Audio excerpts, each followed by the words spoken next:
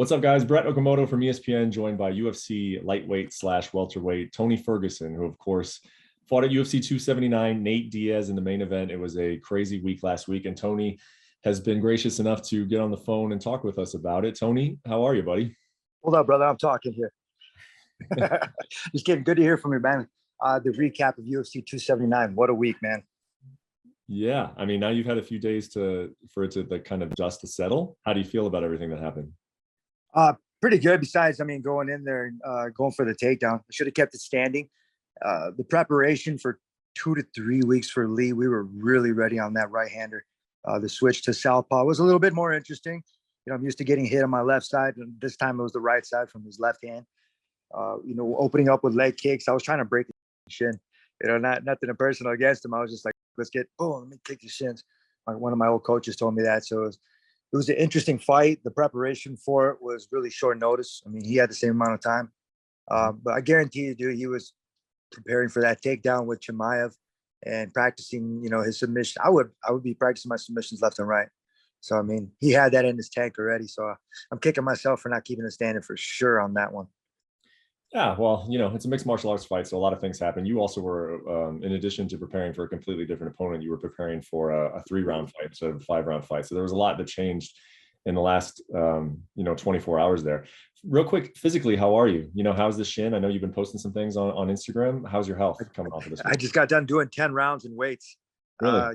Yeah, dude. So it's kind of like if you sprain your ankle in the woods, are you going to like just sit there and just wait for somebody to come and get you? Or are you going to walk right? Yeah, exactly. So that's how I thought. I've been injured enough, and there's a difference between being injured and hurt. I got stitches in my left and on my right side. It's kind of like a Muay Thai. You kick in the bags, you get swollen. You have to kind of work it out, and that's what I did. Started kind of walking like I was on a trail. You know what I mean? So you get it. You really do get it. So it's interesting how that works. I kept kicking him, man, and it wasn't like it hurt. The first one he checked hard, like really hard, and it was kind of numb. It didn't really hurt, but I knew I was like, let me kick his arms, let me kick his legs, let me see what can open up. And he had a really good shell in the beginning in the front, and it was kind of hard to throw like single punches. But once I started throwing combos, it was kind of getting to the face a little bit, and it was fun, dude. I'm not gonna say it was like sparring, but if I had to put sparring in that fight together, maybe it was like number 5 within the last couple of years.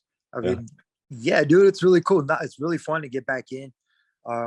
Some of the haters are more like people that are in the media, like DC.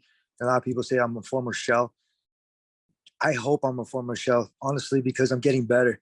Like it's just, to me, like with the people I'm involving myself with, the game planning and everything else. The one thing that Greg Jackson over at Albuquerque, what they said was, don't take this fight. They said, kind of come in, let's get some more time in with you. Let's practice a little bit more, which made sense, man. All of my guys that were right there were saying the same kind of thing. Yeah. But it came up. I was like, let's take an opportunity. I've been lifting heavy. Let me go against this guy, Lee. And somebody posted a picture that we knew each other. I was like, oh, okay, this is Lee. I kind of remember. And so it didn't seem like you had to hate this guy to fight him. But we were going to go in there and get the damage done. We really prepared diligently for this, really smart. I mean, I got video. I'm going to release some cool stuff. I'll show you a couple clips too, where we looked sharp, man. It was the footwork and everything were there. Even in the back when we were preparing to go out, I asked one of my cornermen to give me some mitts, and on the left side, it was a little bit more interesting. I was not getting hit more, but it was just like right before we walked out, I should have been a little bit more sharper on that southpaw. So it's like, it's interesting how things go when you prepare for it. It's like a test. You can change some things up or not study for it, just kind of over miss it, and boom, that's the difference between an A and a B. But at least you're passing and you keep doing well. So I know the company realizes what happened, obviously, this week, unfortunately, but you know what? That's what we're in the fight business for. So it's cool. It's cool that it happened because, we haven't had a press conference canceled, but it was cool to see the big ass crowd all hyped up for the fight. They had to make up for something. Yeah, dude, and you deserve a lot of credit for stepping into the main event, and you're getting a lot of credit. I mean, you're getting a lot of love. You got it from the moment that you stepped into that fight, and now you're getting it post-fight.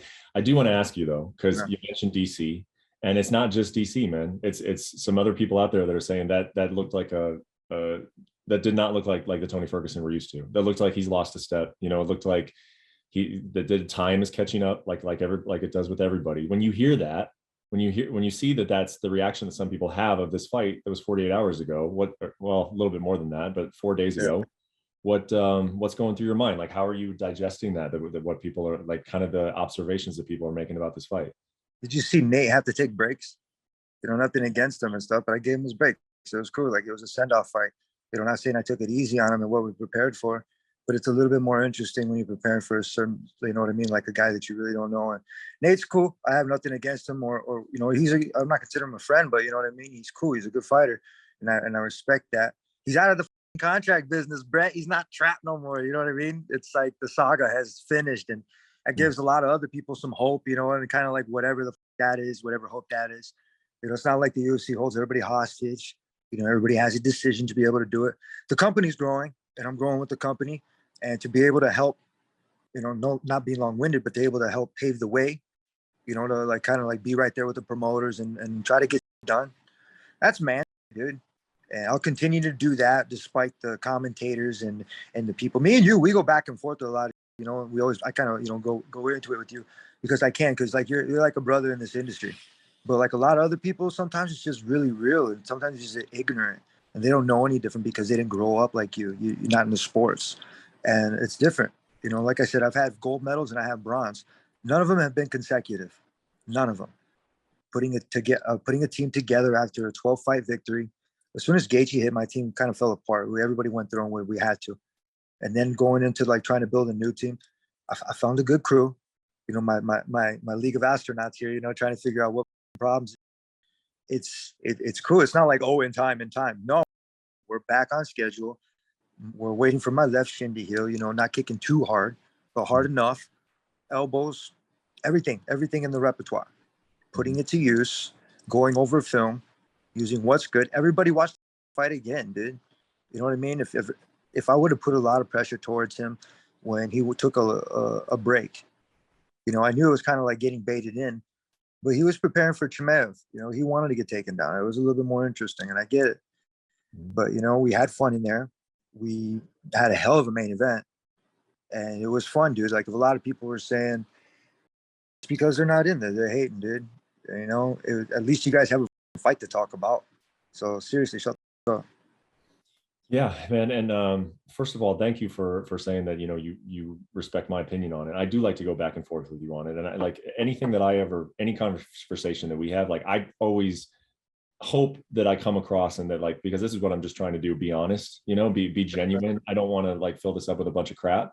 I did say after the fight, Tony, that I was like, this next one is important for you, man, because this sport cherishes you and your fans love you. Like as far as like the athletes that I've covered over the years, like the connection that you have with your fans is a special one, and they don't want to see you keep losing, and they don't want to see you get hurt. Absolutely. I don't want to see myself keep losing. You don't have to have a fan tell me on that one or a commentator. Obviously I don't like it, but that's the difference between me and everybody else. I do for the company. It's not saying that that's an excuse, but options are there.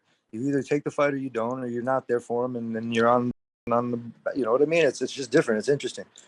As far as losses go, I mean, Bitcoin right now, you know what I mean? It's not how it used to be, and people expect it to be that because it was that for a while. But then what they do is they don't hodl, they don't do that kind of. What they do is they sell fast. But a lot of my fans, you said it, are super fans, super supporters. How about that? Because I don't ever quit. I really put out the best foot effort, and I try to smile during it. And when I'm smiling, it's cool. I'm getting more comfortable in the cage, Brett. I was just telling one of my trainers, I was like, I'm gonna buy a cage. I might get a bigger spot. I might do a couple little more things like where it's gonna help and benefit what I have to put on the table, and really be that martial artist I know how to be, because it's on. I got it, man. It's on practice film. I can see it, and it's just different. When you prepare, there's not so much going on, but that's what the industry we're in. So you got to get used to it. To these younger fighters, if you don't show up, you're going to get passed. You're going to go to the next guy. So if you take the opportunities, it works.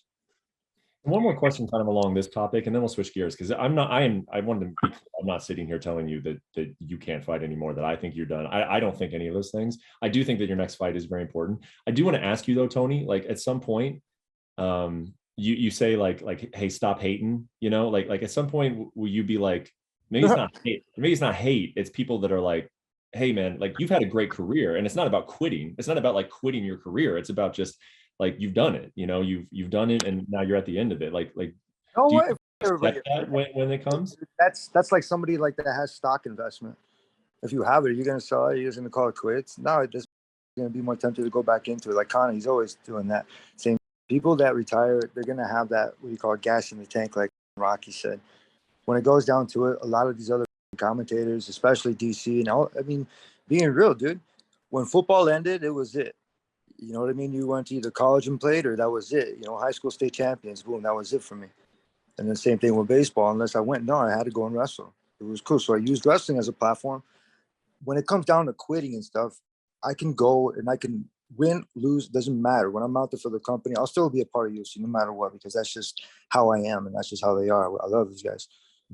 But when it comes down to it, it's that effort that goes into the practice. If people are seeing you have that win capability and then there's still that high enough, it's still not ready yet. It's almost there. It's like right there. And that's where I'm at when it goes down to it. It's like having one exciting fight. You're gonna go on another win streak. You're gonna go on another win streak. Okay, I get it. Shut the fuck up. You know, people that come up to me, oh, I bet on you. Okay, you know, well, where's my cut from the 12 fights that you bet on me before? Yeah. You know what I mean? I was like, okay, you know, you have to understand. It's like when people, they see you work, nobody's seen me work. I just started showing that with pad work and with wrestling and so on and so forth. And not a lot of media, but around people. And like I said, when I feel like I'm ready to retire, I will retire. But right now, dude, it's a little bit different, a little bit more interesting. So with that being said, I mean, like I said, DC, you know, all these commentators that just keep repeating the same over years because that's what they want me to do. They want the public eye to see me like that, and they want me to see me as a quitter and so on and so forth. I never cheated to get on the scales to retain my championship like DC. You know, hashtag Towelgate. You know, these guys grabbing the towel to try to, you know, lift some pounds off the scale. The UFC right there, they went with it. You know, it's different. Like, it's interesting. It's like an inside job, bro. Like, if this guy wants to call it out, I'm gonna call you right back out. You know, you don't have to be an asshole to the people that actually work hard. There's a lot of up and coming fighters that see that, and you're gonna try to go with the click, and that's it. So I don't start that. I mean, literally, I've given my shirt off, my back to the fans, and same thing with the UFC. And I'll still take my shirt off to go inside that octagon and show that I'm the man. I'm still the champ, dude. What I do for this company is unreal, and I love this company too, that they can have me to back them up. I have that. During this week, you said that you know, your wife called you out, said that you need to just train further. That was surprising to a lot of people when you said that you've been sandbagging over the last couple of years. Because if anything, if we know anything about Tony Ferguson, is that he trains harder than anybody in the sport. What did you mean when you said that you've been sandbagging over the last couple of years? Just kind of taking up trainers from here and there, and just people randomly, like people I knew, been trying to group it together like how I did, but kind of not just. It's been busy life, and you're trying to organize business, learn it, and then apply it. The same reason I'm going to Harvard this semester, and for the business thing. And I'm lucky that I have an agency that sees it. And I'm an athlete. I'm a student athlete when it comes to the game. You know, when I feel like I'm busier, I get a lot better. And that's a little bit more structure. It's time management. It's being able to, I have 2 kids. You know, you have a kid too, so you understand it when it goes down to the family part. Mm-hmm. But the turning of the switch from being, humanized from the fight realm, you have that switch that you need to be able to turn off and on.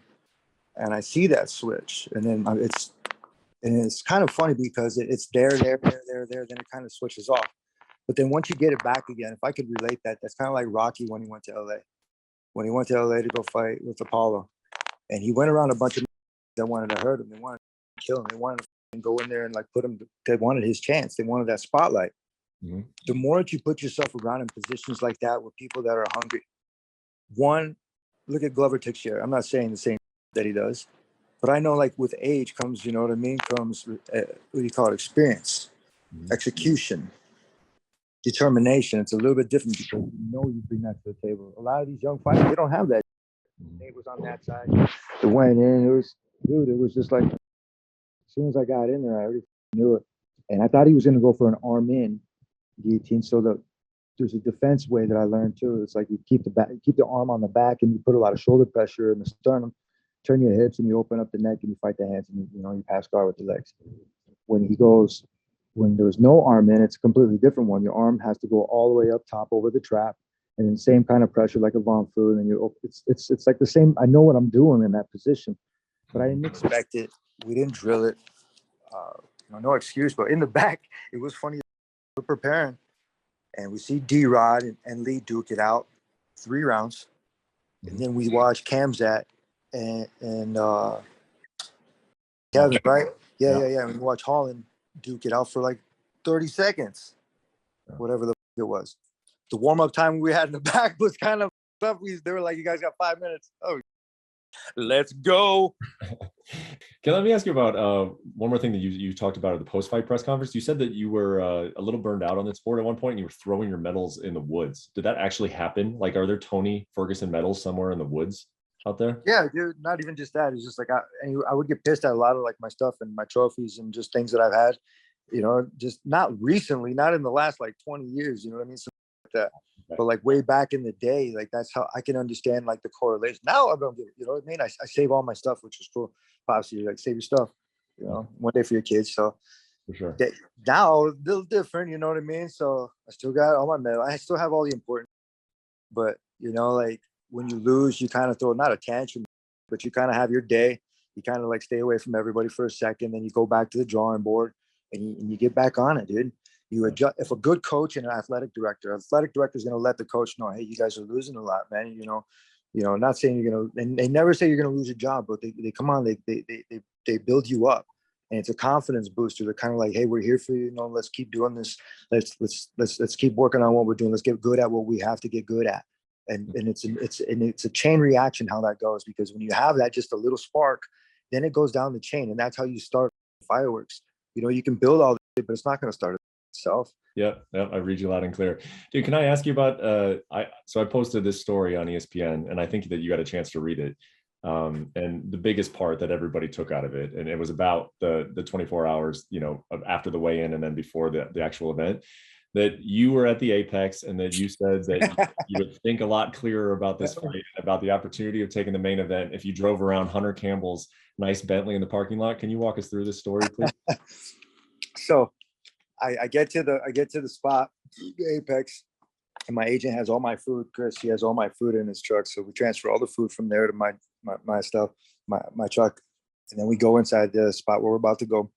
No parking anywhere. So I was like, and I wanted to park in the shade because I had the food in the trunk. So I didn't want it to get warm.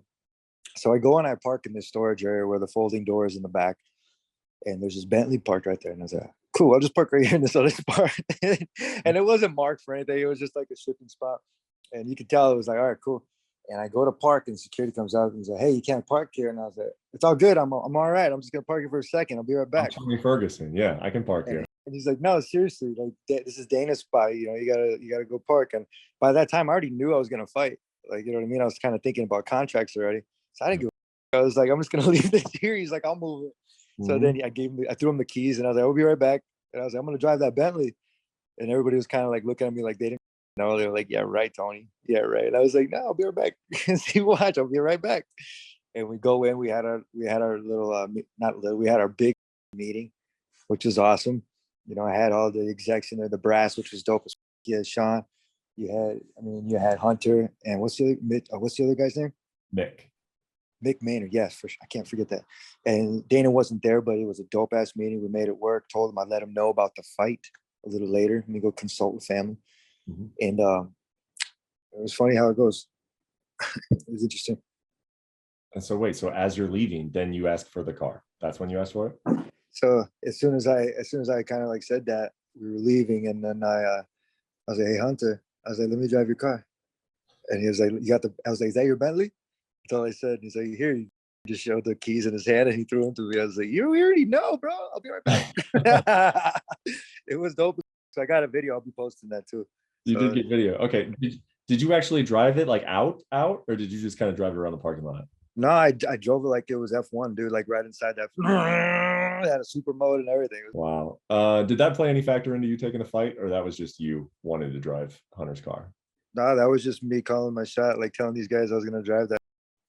And it was like, that's just like he's going to be driving. So it was dope, dude. I mean, you can rent stuff, you can own stuff, you can do that.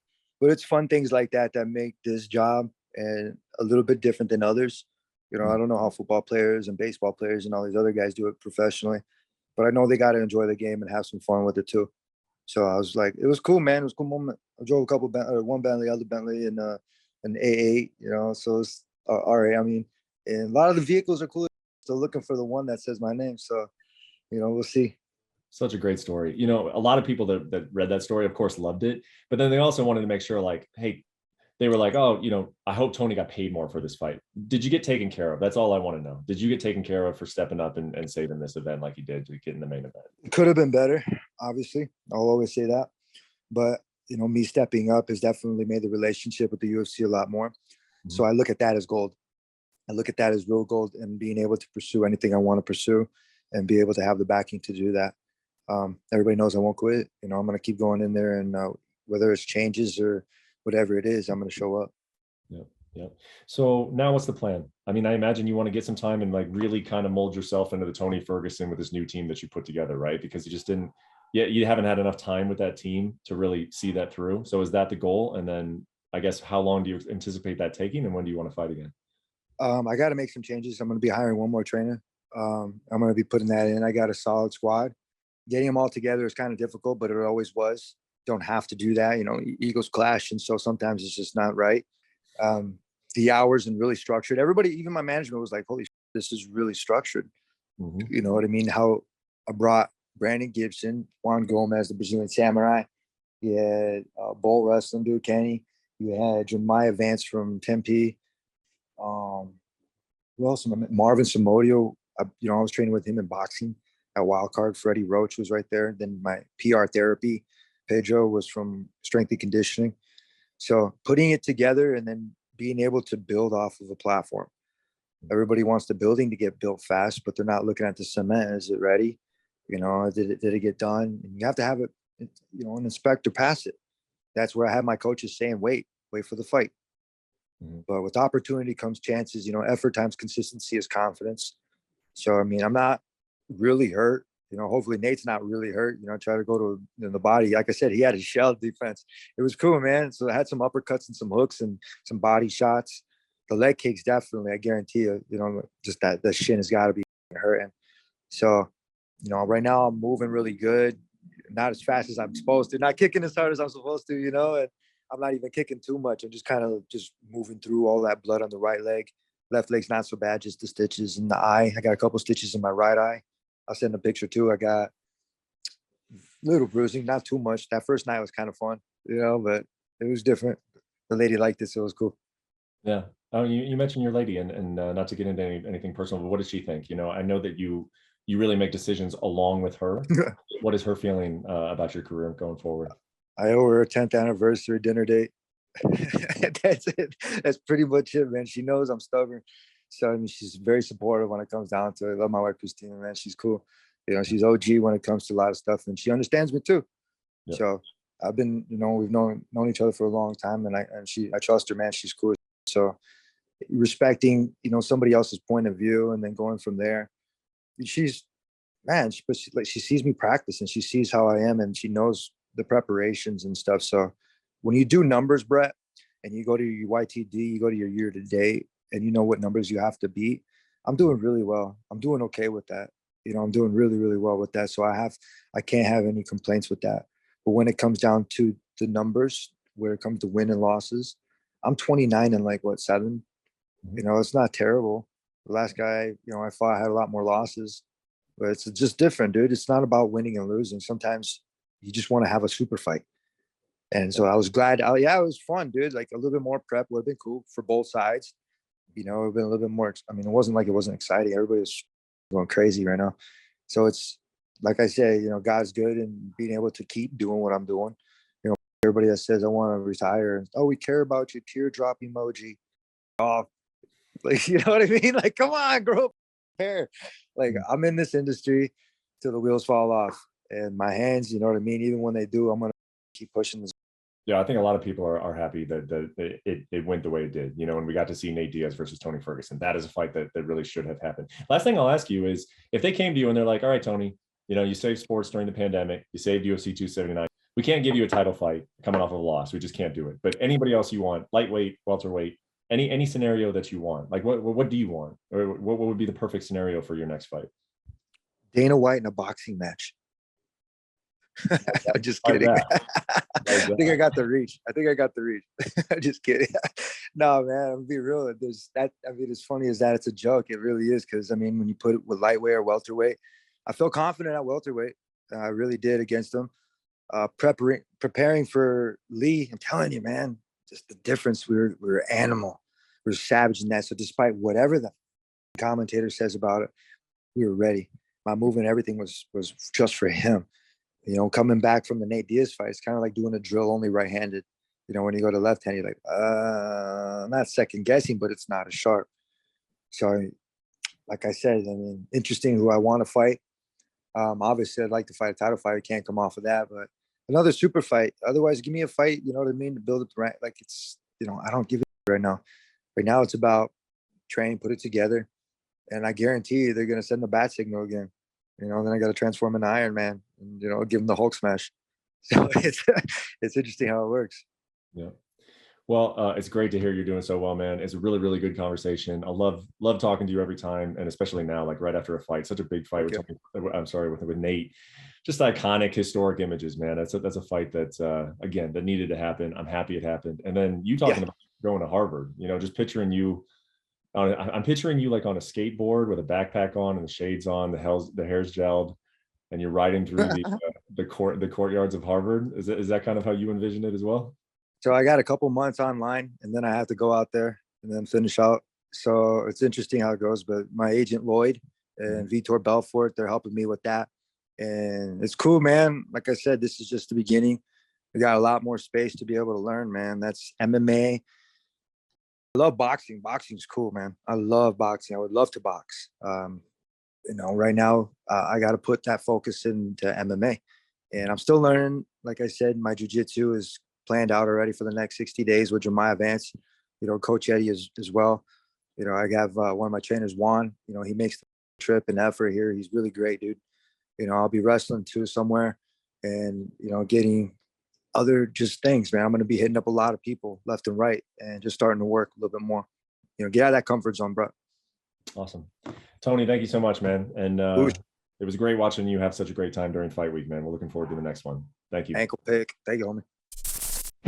Thank you for watching ESPN on YouTube. For live streaming sports and premium content, subscribe to ESPN+.